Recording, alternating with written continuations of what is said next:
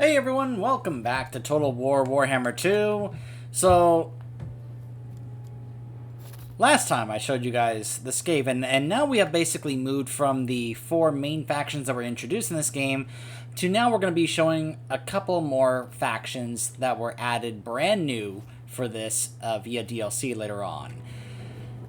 The first we're going to show here is the Vampire Coast. Power shall heal my mind. So there are four lords you can choose from. One of the main ones here is Harkin, who apparently is the leader of the overall leader of the faction. He actually will say he's the Vampire King, or rather the Pirate King, since of course these are not necessarily a part of the Vampire Counts like in the first game, but rather this is the Vampire Coast. These are vampires who are also pirates. You can even see race attributes here. Infamy and loyalty. Destroy, sack, and raid to build a reputation at sea, whilst keeping ambitious commanders loyal and trustworthy by imparting riches and wealth to them. Pirate coves. Gain infamy and leech wealth from unsuspecting settlement owners where these hideouts have been formed. Extra powder. Boost the firepower missile units can output in battle while they have high levels of ammunition at their disposal. So, Harkin, I've actually played through the entire campaign with him. I wasn't too fond of playing as him. The diplomatic relations thing with Lizardmen, not a big deal. What is interesting, though, is this right here. His mind is fractured. Any one of his myriad different personalities may seize control, which can either cause a negative effect or a positive effect, and it's very random. It was like, So, it wasn't really something that I enjoyed all that much. I will say the final battle of the Vampire Coast campaign is crazy. Oh, it was crazy. And then there is Count Noctilus. By the way, you can see here, Harkin starts off here in the top area of Lustria. Noctilus, however, starts off here in the Maelstrom at a place called the Galleon's Graveyard. This place completely by himself, isolated with no one around. The idea is that he is basically in a perfect stronghold. This is a stronghold that's also ethereal, and it's very hard to get into and take on. Basically, he has possibly one of the best starting areas in the game in terms of it's very hard for someone or a force or an army to be able to get here and actually take it down from him. It's not impossible, as I actually did it as Luther Harkin, but... Then there are a couple of others I've never really tried. Arnessa Saltspite. She starts off way over here at Serosa. And, yeah, anyway, income from raiding, sacking. It's a style that I've never really been fond of, just doing the raiding and sacking thing, unless I'm playing as Warriors of Chaos. And then there's this one. Yeah, so she's like a siren, hence why she has those in her army. She does have +2 loyalty for new recruits, and, reduced upkeep for siren and Morngul units. She does also enable magical attacks for her army. But she does start off right up here, very, very close to Mazdamundi and the Lizardmen, also is near Morathi and the Dark Elves. So she's in a very difficult starting position. I'm actually wanting to play through as Noctilus. He has some interesting stuff. He actually has initial challenge as easy. He doesn't really have any negative effects here. You gain war declaration missions with unique rewards. His pirate crew recruitment capacity, which is something I will show in a moment of how that works, since it very much emphasizes similar to what we got with Black Arcs, with the Dark Elves, where how you manage your settlements is just as important as managing their armies as well as their ship upgrades, because of course they're pirates. And he has recruitment duration reduced for turns for Necrofex Colossus. Yeah, you remember those giant things I showed you in the army video? Yeah. He also has reduced upkeep for those things, and increased weapon strength for large units, which I'm pretty sure this counts as. Also, he gets one of those things as a mount.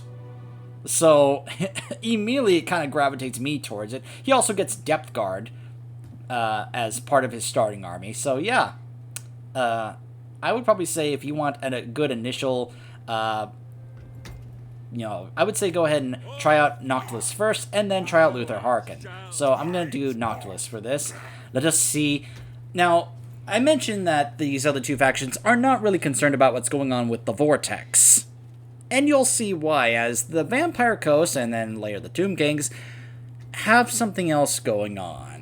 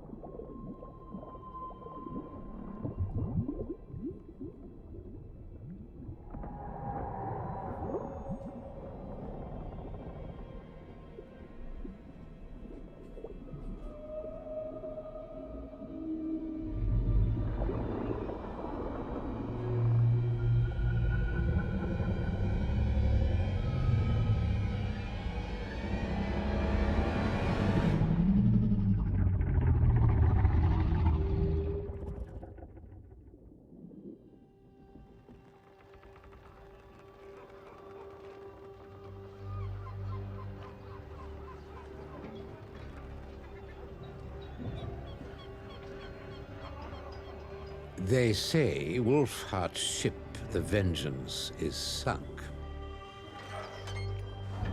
60 cannons and 200 souls lost to the deep. They say it was a fell storm that took her, or some say it was pirates from the Maelstrom. They say she was lost here, in the realm of Luther Harkin. And to trespass in these waters is to invite death on board. But then they know nothing. You waste our time. Wait! This is the map you are looking for, crafted by Captain Jacob Wolfheart himself. I beg your patience, for its secrets are easily missed. Mathlanka, Semga. Witness Wolfheart's obsession, a life spent chasing tavern stories and myths. Sightings, eyewitness accounts, 100 shipwrecks named and dated. Like you, Wolfheart knew it was no storm or jagged rocks that caused their demise. It was the Tide Maker, the ancient merworm. The elves named it Aminar. Wolfheart's ship, where is it? Ah, yes, its final resting place. It was here he fought the beast, a fight to the death.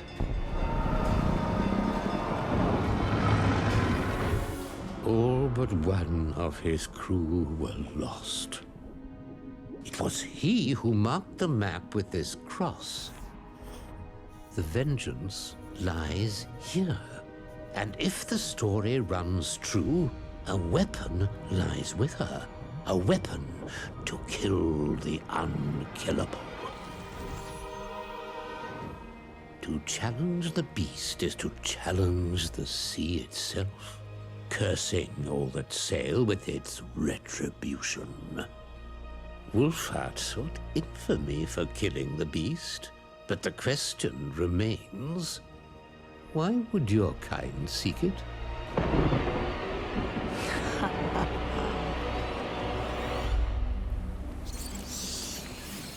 While these storms we go hunt. Yes, hunt beasts. Us, no matter. My lord, we have the map. What are your orders? Kill the beast. Resurrect the beast. Rule the waves. Aye, aye.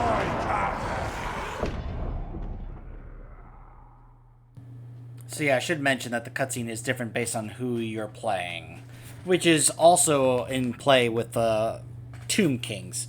It's pretty cool. They were like, we're going to make a little difference for each cutscene based on what lord you're playing as. So yes, from the depths emerges the Bloody Reaver, and upon its deck stands Count Noctilus. Formerly he was Nicholas von Karstein, but is now Admiral of the Galleon's Graveyard. I'm not going to get through this before it loads.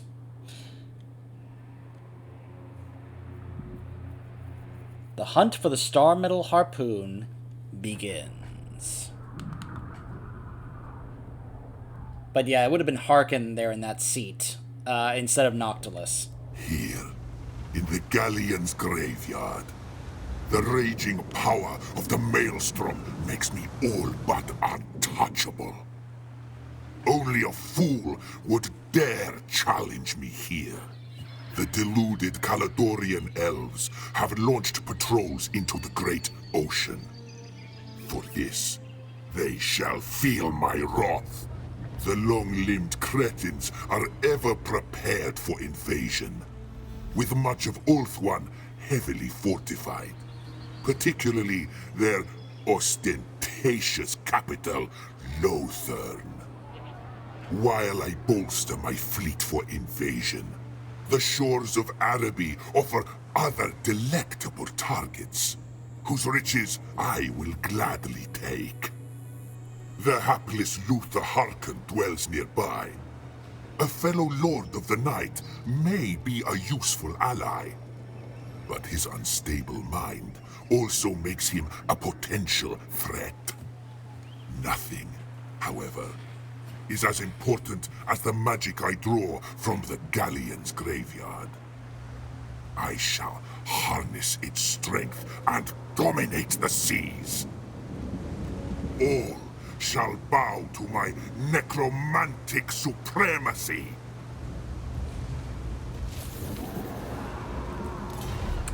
So yeah. You can see up here, one of the immediate differences is that there is nothing about rituals for the Vortex. No mention of the Vortex. The Vampire Coast couldn't care in the least about the Vortex, because that's not what this campaign is about. It's about slaying the Amanar and bring it back as undead. Because if they control the Amanar, they rule the seas. That's basically the gist here. Infamy is a mechanic here. The most infamous pirates to sail the oceans are listed here, ranked by the level of infamy that they have acquired. You can increase your infamy through actions such as killing enemy forces in battles, raising settlements, assassinating characters, and establishing pirate coves. So you can see I'm at the very bottom there at 14, with the other 3 lords you can choose right there. So, and then you can see here, you get Lost Sea Shanties.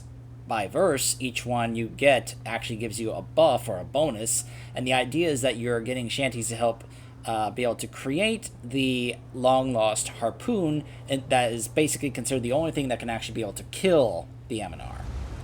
So yeah, you can see here, Amanar beneath the waves, an ancient beast stirs, having laid dormant for millennia, many seek to kill it, while others wish to command its almighty strength for themselves. Only through the use of an ancient sea shanty and a legendary weapon can you hope to fell the creature and satisfy this campaign's victory conditions. So yeah, it's not just the weapon, it's that it has to be enchanted with a very special ancient sea shanty. Pirate crews and shipbuilding, infamy, and pirate coves. But yeah, look at the location of this place right here. You see what I mean? Look at this.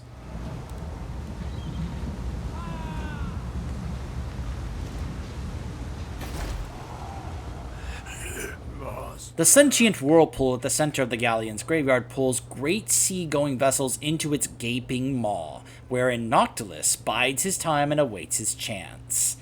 You can see what I mean about how, like, really this is a great starting zone, and when you think about it, this is an excellent place to put up a defense. Like, think about it. I mean, after all, look at this. They're already getting attrition because they're in deep waters. So you're also in a place where other ships will get attrition if they're not able to deal with deep waters. And of course, the Vampire Coast can do that because they are the Vampire Coast. Count Noctilus reigns. The immortal vampire counts of Sylvania, known to many as the Midnight Aristocracy, seldom venture from the comfort of their dark castles, and certainly very few have been known to leave their fell-feeding grounds for the uncertain life of the sea-born adventurer. Nicholas von Karstein, therefore, is something of an anomaly among his kind. The infamous fleet commander, now known as Count Noctilus, is leader of the Dread Fleet. I think that's an awesome name for a fleet of ships. Or even just, if it's just his one ship, still. The Dread Fleet, what a great name. A malevolent gathering of dissolute and desiccated undead warship captains, including notorious privateers such as the Shade Wraith, the Scabrous, the Black Kraken, and the Curse of Xandri, among others, who bring abject ruin to the high seas and damnation to living seafarers. Although once a member of Sylvania's aristocratic vampire dynasty, he had a markedly different vision from his squabbling peers of how he would achieve necromantic supremacy. After studying the countless charts which mapped the ebb and flow of magic across the world, von Karstein realized that by mastering the art of seafaring, he would be able to harness the magical gales that whirl and cascade across the oceans. This newfound route to power eventually led him to translocate himself and his undead minions to the bone-choked morass of the Galleon's Graveyard, a fell sea-based realm of the unliving between the tangible and intangible worlds that entraps shipwrecked vessels from across the great ocean. It was in this mysterious place that Nicholas von Karstein founded his darkling empire and renamed himself Count Noctilus. At the center of the Galleon's Graveyard, Noctilus has feasted upon the magic of a sentient whirlpool known as the Maelstrom, a skull-strewn tempest of magic that sucks in shipwrecks, plunder, and drowned sailors from beyond the veil like a giant lodestone. By using the whirlpool's raw power to draw in the shattered remains of dead warships, he has forged a grotesque seafaring vessel of his own. The Bloody Reaver, an amalgam of rotting galleons and eldritch power upon which sits the dark and jagged crag of his floating castle, standing proudly like a conqueror's statue. As the clock strikes midnight, the Dread Fleet heads out to sea, its undead captains eager to slake their unholy thirsts. Their warships of the damned emerge from banks of sulphurous fog, illuminated only by flickering, pallid ghost lights, drawing closer with the sickening slowness of a recurring nightmare before the silence is broken by the thunderous roar of their lethal broadsides. After each raid, the Dread Fleet disappears back into its watery lair as quickly and silently as it first appeared, far from the reach of the living. I'm sure if we were to head on over to Harkin, we'd have some interesting lore over there as well. In fact, hold on a second. My madness is not weak. You are a problem. I solve problems by killing them. Yes!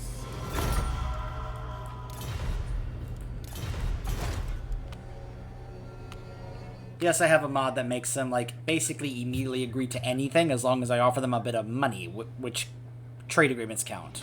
I'm getting twitchy. Let's read up on Harkin, shall we? Piracy was not Luther Harkin's initial career choice. The vampire, whose origins are shrouded in mystery, was traveling in his sarcophagus across the great ocean, aboard an Empire merchant ship, when it was attacked by a band of savage Norscan raiders. Unfortunately for them, in their rabid scramble for loot, they prized open Harkin's burial chest, awakening him from his dreamless slumber. By the time the ship broke up on the rocky Lustrian coastline, all the surviving crew had undergone something of a change in both their allegiance and their vital signs. Since that day, Harkin has ruled the region now known as the Vampire Coast, setting sail upon the great ocean in search of loot, plunder, and fresh recruits to raise into his service. As leader of a pirate fleet, crewed exclusively by the dead and damned, he holds sway over a sea region of high winds and perilous currents that have proven to be incredibly treacherous to many unwary vessels, swelling his horde of undead mariners with the reanimated corpses of shipwrecked unfortunates. Luther Harkin teeters constantly on the very brink of insanity, due in no small part to his colossal pride and greed, qualities which, on one devastating fateful occasion, led him to almost lose his life as well as his mind, and certainly lost him all of his magical abilities, short of the power to raise his minions and bind them to his inexorable will. Excuse me. The story goes that while on a fateful quest to further augment his already not inconsiderable might, Harkin attempted to use his dark magic to enter a chamber inside a lizardman temple, buried deep within the deadly Lustrian jungle. Powerful glyphs barred his way, but he pushed onwards in spite of the barriers, and driven by his fatal flaw, his great arrogance and hubris, causing the magical seals to retaliate and drain his magical power and then his life force, whilst the walls of the ancient ritual chamber began to crumble. With supreme effort, Harkin managed to break free and stagger outside as the passageway collapsed. Excuse me a second. Excuse me.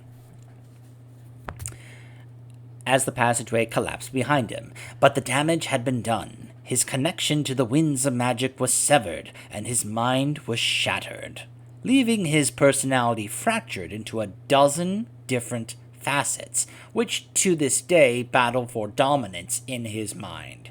In the years since, the only common goal that Luther Harkin's various personalities have been able to work towards is that of finding a cure for his condition. To this end, the Pirate King of the Vampire Coast has bent his obsessions to seizing Slan artifacts in the hope that their power can heal his damaged psyche. And that is why, gameplay-wise, you actually have this whole thing of him having either a positive or negative effect for him or his army, based on which of those personalities becomes the dominant one. Yeah, in his mind. Wipe them out! I reward my minions well. Port loyalty is still Red Fleet. Sail!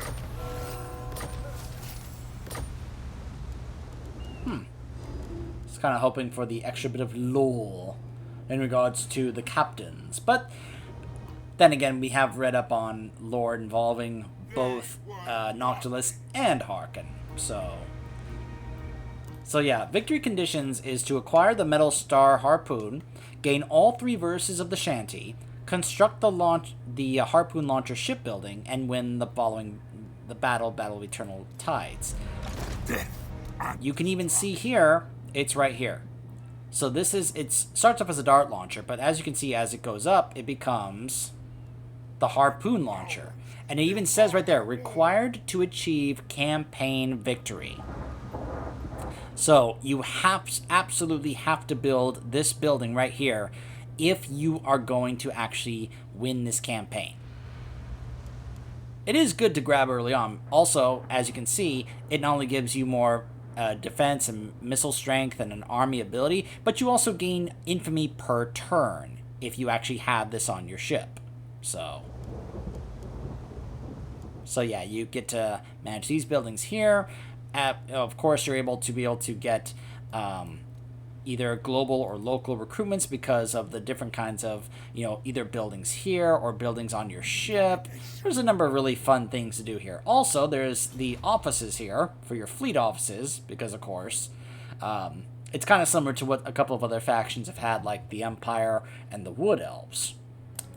So there's also this right here, which is treasure maps to be able to get some really cool ones. Also, pieces of 8. Yes, I'm serious. where you can actually use these to unlock certain rewards, such as Regiments of Renown, for example, where you basically have to go over here and take down somebody who's carrying one of these. And yeah, basically each one has a different Regiment of Renown reward. So you have to take your time to build up your ship fleet and then go after each of these guys who are sailing the seas if you want to be able to unlock them. So it's a fun little thing, and you'll be able to get more and more treasure maps listed here if you want to find other ways to be able to either get currency or other things and rewards. It's pretty fun. So I definitely recommend giving the Vampire Coast a try. Their army can be a little rough to use because a lot of these things are pretty weak. Like these guys right here, they're just meat shields. So they are pretty weak. Really, the fun is going to be when you're actually able to get some much more stronger units, such as the Depth Guard, which are armored and anti-infantry. They're also aquatic. Now, if you're wondering what does aquatic mean, let's actually just look at the unit here. Ready the river. Where some units will struggle to fight and move in shallow water, aquatic units will excel. So you know how some battle maps have water there, and sometimes your units can get, end up being slowed or something? Yeah, these units don't have to worry about that at all, which makes sense. I mean, these are literally vampire pirates that, excel in water. So, of course, they don't have any issues with that. So, yeah.